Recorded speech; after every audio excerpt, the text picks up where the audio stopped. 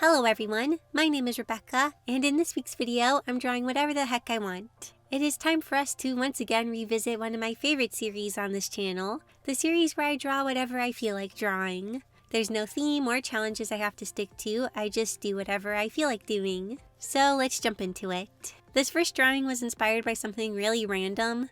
Literally, I was playing around with the settings on my watercolor brush, and when I pressed one random setting, this one to be exact, my brush turned into an amalgamation of colors. And for some reason I actually really liked it and decided I wanted to make a piece that featured this effect. Without too much thought, I just started drawing to see what would happen. Sometimes when I simply sketch in a circle, I will see a head position I want to go with. In this case, I started drawing a head that's in 3/4 view, where we are looking down at it a bit from a slight bird's eye view. For some reason, the sketch didn't feel like it was coming together very naturally, and it was feeling kind of forced, so I decided to start again. The colors of the modified watercolor brush are very chaotic, so I kind of wanted to draw a character that also felt a bit chaotic. And for some reason that led me to sketching out this facial expression. Also, something I want to mention is that I was a bit sleep deprived while working on this drawing.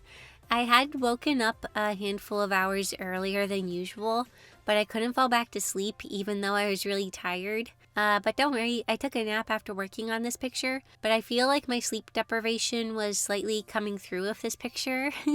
Also, something I want to mention is that when you're watching this video, odds are I have had my baby. This is one of the videos I made ahead of time so that I'm able to rest. So future me, I hope you are resting with your baby boy.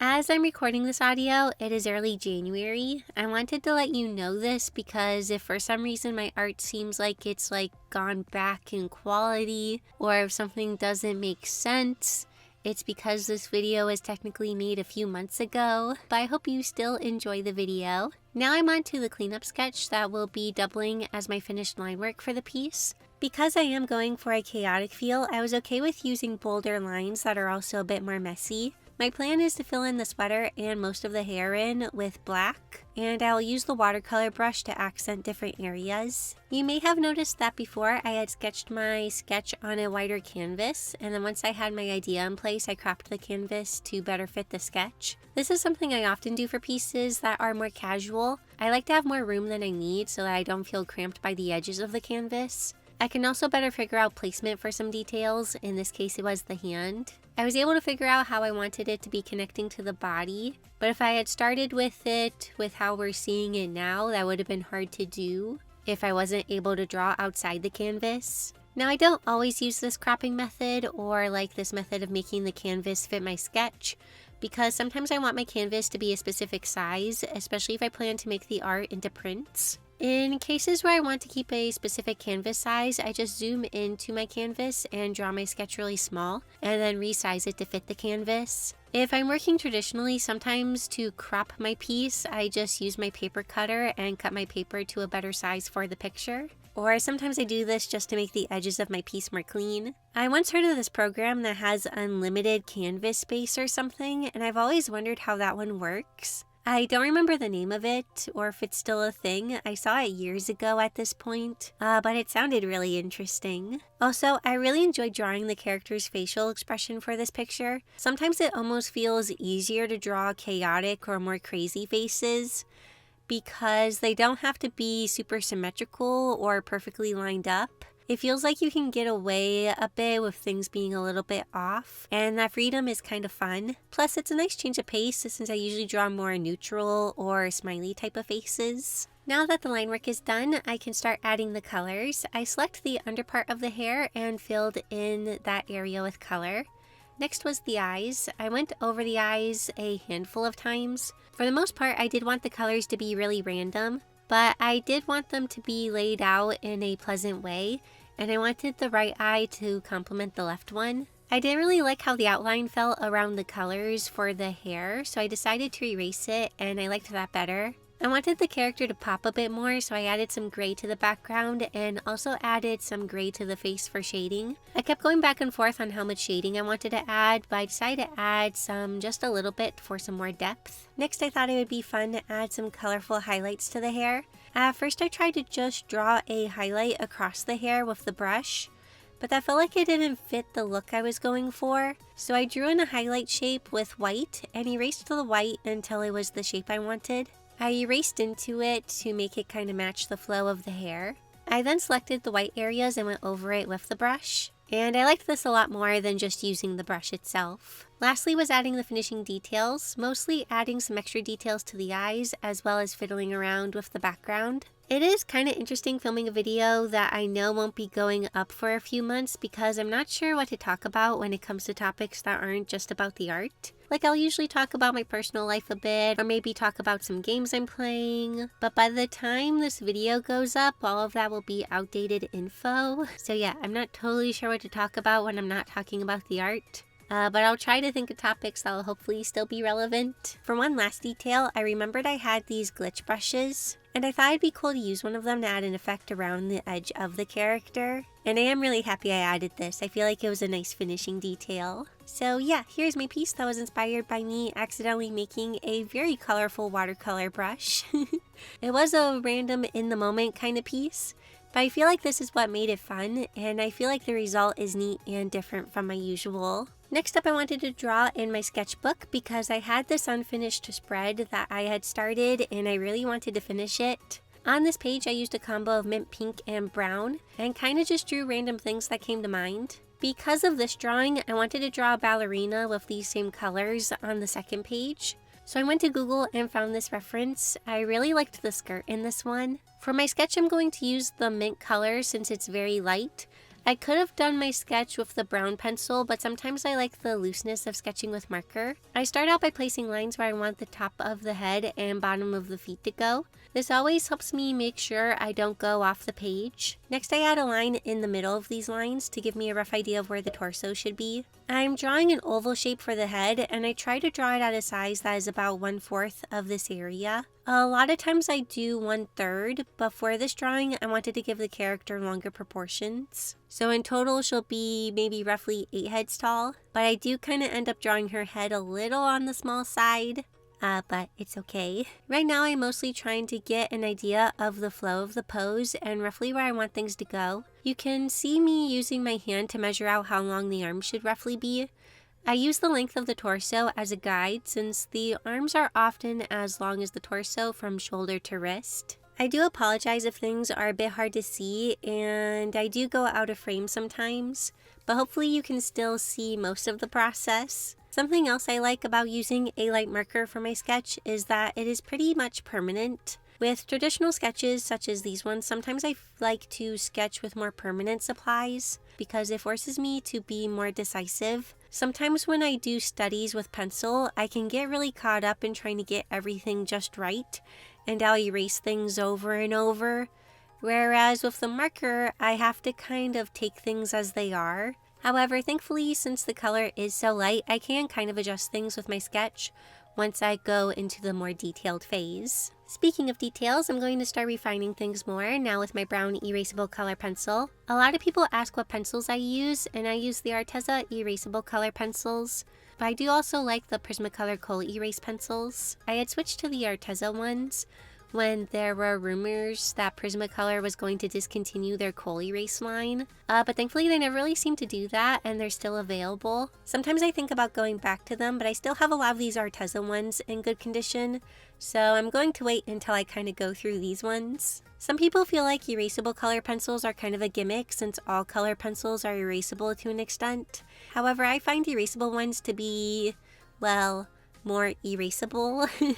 That being said, they don't always erase all the way, especially if you are using more pressure, but if you keep things light, you can pretty much always erase the sketch. I do find that the Arteza pencils do erase a bit better than the Prismacolor ones, but the Prismacolor pencils are more pigmented, so that's most likely why. So yeah, I always really like using erasable color pencils for my sketches, but I do sometimes like using mechanical pencils that have like colored graphite in them. But they do smudge a little bit more, so that's often why I don't use them as much. That, and I often forget that I have them.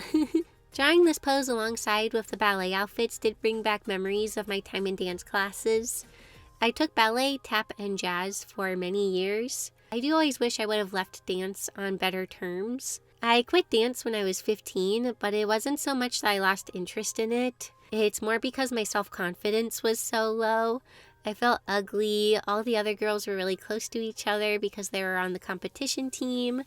And I was definitely the weakest dancer in the class at the time. I did really like dance, but it definitely wasn't my calling, I guess you could say. I do feel like overall it was good that I stopped when I did, but sometimes I do still wish that I had stopped doing it for a different reason, besides just being really insecure. But I was a teenager at the time, and feeling insecure as a teenager is really common. You're figuring out who you are and all that complicated stuff.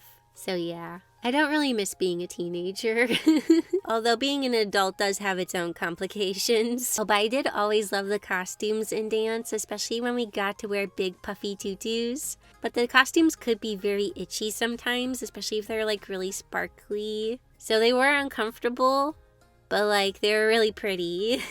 Next I'm going in with markers to add some color. I decided to use brown for the hair, pink for the leotard and shoes, and the mint for the skirt. I used mint for the skirt because it was my lightest and most airy color. However, a part of me wishes I would have swapped the leotard and skirt color. A part of me feels like I would like the pink more for the skirt and the mint more for the leotard. But all in all, I feel like it turned out okay. To get the kind of tutu skirt texture, I used a lot of flicking motions that follow the flow of the skirt. At first I did all of the motions starting at the top of the skirt, but then to give the end of the skirt a bit more of an edge, I did them coming from the other direction. Lastly, I'm going into some areas with a brown fine liner to darken my sketch and help it stand out a bit. After adding the marker, my sketch felt kinda washed out and not as noticeable. However, I didn't want things to get too bold or dark. I overall kept a very light hand as I was adding the line work. I still wanted the drawing to feel loose and airy.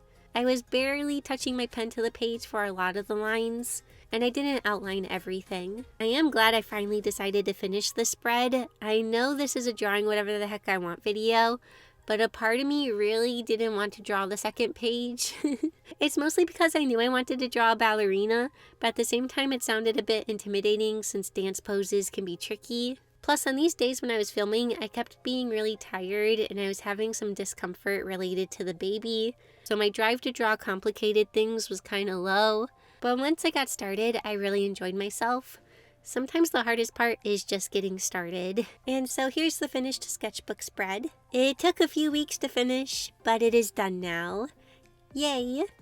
And overall, I do really like this color combination. It's really fun and cute. So like I mentioned, this video is being made back in January, and at this time, Ren Spirit Art had recently released a brush in the Clip Studio Paint asset library, and I really wanted to play around with it. It's a soft painting brush that also mixes colors. I did slightly modify the brush to use the perpetual mixing mode. This is a color mixing mode that is available in newer versions of CSP, and I just prefer how it mixes colors. It's not a huge deal, but I thought I'd let you know that I turned that on. So I wanted to use this brush, but I didn't know what to draw. However, earlier on the day when I was filming this, I had just seen the third Sonic movie. Also, if you are avoiding spoilers for the movie, you may want to stop watching. But the movie has been out for a while when this video goes up, so I'm going to talk about it a bit. Anyways, I had just seen the third Sonic movie and felt very hyped after watching it, especially because they revealed Amy at the very end, so I decided to draw Amy.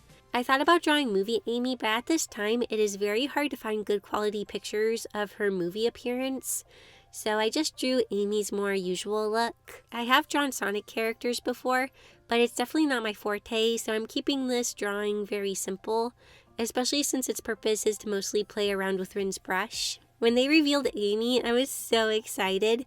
They start by revealing Robot Sonic, and I was like, oh cool, they're revealing Robot Sonic. They're gonna use him for the fourth movie. And I thought that was the only reveal, but then a cloaked figure jumps in, and right when I see the hammer, I squealed and kind of kicked my legs a bit in excitement. And my husband thought it was really funny. I was like, oh my word, it's Amy. He was really happy to see me happy. So yeah, I was filled with hype for Amy. As a kid, Amy was my favorite. I loved playing as her in any of the Sonic games that would let me play as her. So yeah. And overall, I really enjoyed the third Sonic movie. Shadow was very cool, very awesome. and I think overall the movie did a good job adapting his story. All of the scenes with Maria were really sweet. I did really like getting to see their friendship form. As usual, some of the human parts, or Jim Carrey parts I suppose, do get really wacky, and sometimes I do feel like it's a bit much. But besides that, I really loved it. I feel like I enjoyed it more than the second Sonic movie, but the second one was good. But it's really hard to top stuff that's about Shadow for me, because like I really like Shadow, and I also just really love Sonic Adventure 2. That was like my Sonic game growing up, and so the fact that this movie was kind of really taking a lot of inspiration from Sonic Adventure 2 just made me really happy. So after getting the drawing in place, I filled in the base colors, and now we can start playing around with the shading and Rin's brush. Also, I forgot to mention that the brush is called Clover Soft Painting. I'll leave a link to it down in the description. Working with the brush was very interesting, as it is different from the kinds of brushes that I usually work with. I really like how it has a softer feel if I apply lighter pressure, but if I want things to feel a bit more solid, I can apply more pressure. I also like that if I make the brush really large and use light pressure, I can kind of make things softer and blend things out a bit. I don't really feel like I used the brush to its fullest potential, but when it comes to brushes, a lot of times it takes a while to get accustomed to them and knowing how you want to use them. Like for a lot of the brushes I use, I slightly adjust the settings as I work to fit what I want in the moment. But when you're using a new brush, it can be harder to know what things you need to adjust as you work to get the look you want. But overall, this brush is pretty straightforward, so I feel like it wasn't too complicated to get used to. And overall, I wanted to try to only use the Clover paintbrush for this piece. I did use the airbrush at like the very end to add some gradients, but the rest of the shading was all done with Rin's brush. For my shading, I was trying to use a variety of colors. A lot of them are on the warmer side, but I do add some cooler tones as a sort of bounce light and to add interest. I also use yellow a lot for the highlights on the left since I kind of wanted a warmer look. I'm going to be honest, I really don't know what to talk about now. A lot of times I will start rambling about baby related stuff or something like that. But like by the time this video goes up, my baby is probably born, so like I don't feel like any of that is relevant to talk about. I guess if you're curious, as I'm recording this, I'm 22 weeks. I just put away groceries from my Walmart order. For a moment I thought they gave me the wrong groceries because the first thing I saw was orange sherbet push pops and I didn't order those. But like the rest of my order was correct and the push pops weren't a substitute for anything, it seems. They just kind of gave me them for some reason and it doesn't seem like I was charged for them. I don't really know. I'm still kind of confused. But I got the rest of the stuff I wanted, so I don't mind. I do like orange sherbet, so I'll eat them. I do really like using Walmart delivery since it allows me to get groceries on days when my husband is working. But I have had some interesting experiences, to say the least. Like one time our groceries got delivered to the wrong address. They gave me a refund, so that was nice. But then like a week later, the missing groceries showed up on our doorstep and all of the frozen stuff was melted. My mom happened to be over, so she helped me go through everything and pick out the stuff that was still good. I was actually getting ready to leave the house with her, and she pulled up to my door, and she's like, "Becca, you have groceries outside." And I was like, "I didn't place a Walmart order." Anyways, for some finishing details, I applied a gradient map to help unify the colors. I play around with the layer blending mode until I get it to look the way I want. I most often end up using overlay. I don't totally know what I used for this one because I can't find the layer in my file for some reason, but I do know I used it. Next I add a cast shadow to Amy, just to give things a bit more depth, and with that the picture is done. So here's all the art I made. As usual for these types of videos, I feel like these ones are a bit all over the place, but I enjoy making all the art and had fun. When I make these types of videos, I for some reason don't feel as much pressure to make something really impressive, I guess. And removing that pressure always allows me to have a lot of fun, I feel like. And I hope you enjoyed watching the process. I would usually end this video by thanking my YouTube members and Patreon patrons, but because this video is pre-made, I am unable to list my patrons since the list would be out of date. But still, thank you so much to my current members and patrons for your support. And thank you for watching this video. It means a lot to me. I'll see you next time. Bye!